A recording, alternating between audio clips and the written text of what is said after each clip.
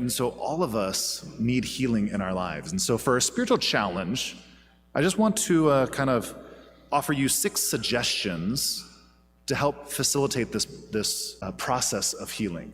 The first is face your own wounds, right? This will enable you to be compassionate toward other people who are wounded, right? Because if we recognize our own brokenness, then we're going to be far more charitable with the brokenness of other people. 2, don't be afraid of the dark. I know that sounds strange, but wounded souls hide in the dark, and they can live in that unhappy place, feeling anchored there and hiding there. But Christ shines through that place.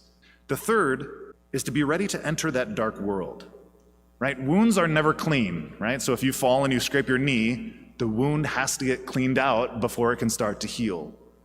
So don't be afraid to go into that place. Don't be afraid to allow the cleaning to take place. And sometimes that can be raw and a little painful. The fourth is to accept that the church is a field hospital and is able to offer us a healing remedy. Right? This is where prayer comes in. This is where the sacraments come in. This is where spiritual direction comes in, right? Just between confession and the Eucharist, those 2 sacraments alone bring a tremendous amount of healing into our lives, especially the things that we're hiding in the dark. The fifth is to live your life with joy and hope. St. Teresa of Avila always used to say, God preserve us from gloomy saints.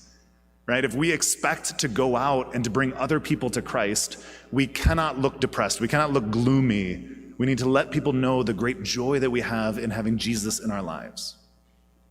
And the last suggestion is to be ready to enter into the silence.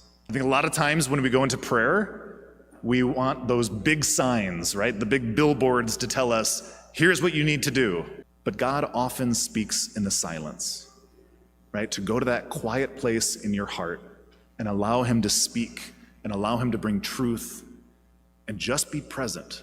And if you and I can begin our healing process with these 6 suggestions, it's going to help us then to be the men and women that God's calling us to be so that we can go out and imitate him just as the Good Samaritan.